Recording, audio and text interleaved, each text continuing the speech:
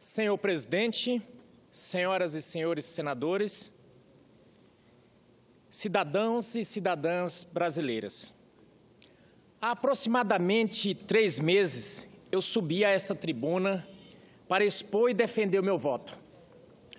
O meu voto favorável à instauração do processo de impeachment e ao afastamento da presidente Dilma Rousseff. Bem, hoje eu retorno a este púlpito não só com alívio de uma decisão tomada, mas com a firmeza de propósitos e a leveza de espírito daqueles que tiveram o encontro marcado com a razão. Desse modo me sinto, senhoras e senhores, é por ter o apoio dos fatos, o insuperável amparo da evidência de que, a partir daquele dia 12 de maio, o Brasil pôde testemunhar um processo tão devido quanto legal. Um processo, portanto, rigorosamente alinhado ao figurino constitucional. É bom que se frise, totalmente alinhado ao figurino constitucional. Conduzido de forma irretocável pelo senador Raimundo Lira e conforme pôde atestar, em tantas decisões, o eminente presidente e ministro Ricardo Lewandowski. E mais do que isso, a cada reunião da comissão especial de que fui membro titular, a cada testemunha inquirida, a cada documento acostado aos autos, era robustecida a convicção de que a presidente Dilma fez do Brasil um território sem lei, do ponto de vista fiscal e orçamentário. Para dizer o mínimo nesse momento. Pois bem, ao longo dos trabalhos, crescia em todos os que dispunham a abrir os olhos o juízo de que a presidente Dilma decidira governar de costas para a Constituição, para as leis orçamentárias e para a encarecida lei de responsabilidade fiscal. Esse baluarte da estabilização econômica do nosso Brasil. Com que a presidente ignorava também a dignidade, a honra e o decoro do cargo que ocupava.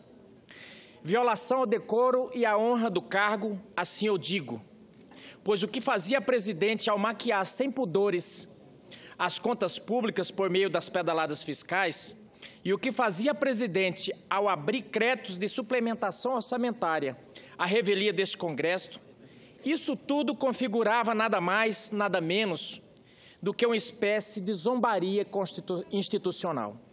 Um desrespeito a esse Congresso, um manifesto prático de total desprezo ao regime constitucional e legal das contas públicas. Contudo, senhoras e senhores senadores, e todos os que nos acompanham pelo Brasil afora, quero tranquilizá-los, pois esse desapreço da presidente Dilma aos institutos e às instituições constitucionais foi inteiramente captado pelo competente relatório do senador Anastasia. Atento aos detalhes probatórios, ao formalismo processual necessário, o relator enfrentou todos os pontos controvertidos. E aqui se explica a sanha justiceira contra a sua nomeação como relator. Afasta uma por uma as preliminares repetidas pela defesa e encara, com raríssima profundidade, o mérito das acusações para concluir por sua procedência. Tornou fatos complexos e abordou de forma simples a qualquer leigo que analisar o relatório. Nobres colegas, à luz da clareza do relatório do senador Antônio Anastasia, é possível afirmar que, traduzidos para o cotidiano das brasileiras e brasileiros que nos assistem, os créditos desautorizados e as pedaladas fiscais representa o corpo de delito de uma prática criminosa que contribuiu para reavivar o monstro da inflação. Por exemplo, como na década de 80. Com o perdão da expressão coloquial, as imputações são o verdadeiro batom no colarinho de uma irresponsabilidade assintosa, que trouxe de volta o gosto amargo do desemprego e da recessão econômica. Em rigor, senador Valdemir Moca, para muitos dos brasileiros, o sentimento para com o governo Dilma era mesmo de traição.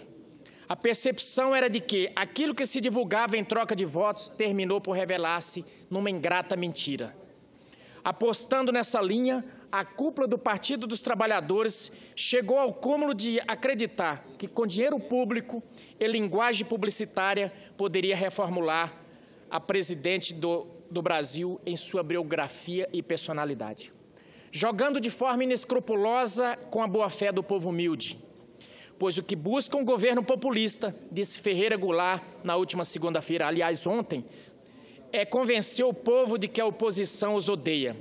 A presidente Dilma e seus atores apostaram numa temerária política de terra arrasada e faz de conta. Enganavam o povo para jogá-los contra aqueles que lhes opunham, numa tentativa de exterminá-los do debate público. E justamente dessa crença enviesada, senhoras e senhores, foi que se originaram os mitos da capacidade gerencial e da inabalável aura que circunda a presidente Dilma. Aura que pretende isolá-la dos desmandos e crimes praticados no alto escalão do seu governo e mais focadamente na Petrobras, de onde foi presidente do Conselho de Administração.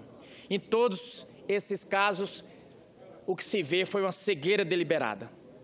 Compra da refinaria de Passadina, Caixa 2 eleitoral à custa de propina, todos esses e outros tantos são episódios espúrios cujos protagonistas implicam diretamente Dilma Rousseff. Cenário esse que em tudo se opõe à imagem imaculada que se tenta pintar da presidente. Ao tempo inteiro falam aqui, querem caçar uma mulher honesta, numa confusão entre a presidente, a pessoa da presidente da República com a pessoa física de Dilma Rousseff. Aliás, cortina de fumaça é o que tentaram o tempo inteiro nesse processo.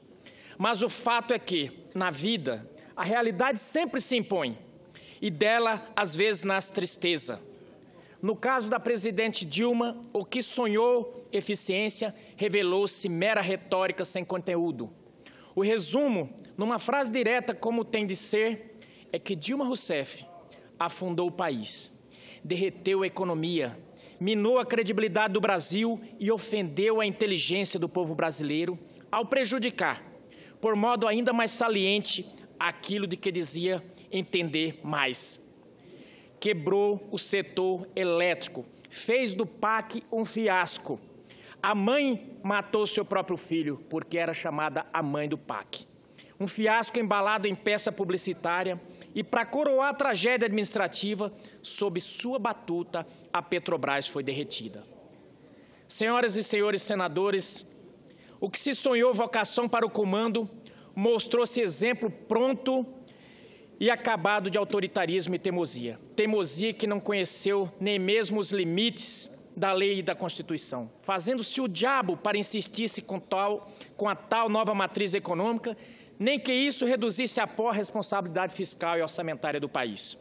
Ocorre que, nobres colegas, para quem achou que seria possível transformar a história em fábula de mau gosto, para quem achou que poderia golpear o destino de um povo e de um país, a hora é de ceder lugar àquilo que realmente conduz a nossa história. As instituições, as leis, a Constituição da República e principalmente o povo brasileiro. Já não é mais tempo da soberania dos slogans, já não cola esse infame grito de golpe. A soberania é do povo e não de um partido, e é por isso que não vingará essa retórica vazia e desconectada da consciência coletiva da nação. A verdade é assim de prevalecer a essa lenda forjada no mais suspeito marketing eleitoral. Para concluir, senhor presidente, hoje percebemos que, se não tivemos lá atrás um embate entre a esperança e o medo, não tardamos a assistir ao mito desafiar a realidade. Mas o certo é que a realidade derrotou o mito, e com isso quem venceu foi o Brasil e o povo brasileiro.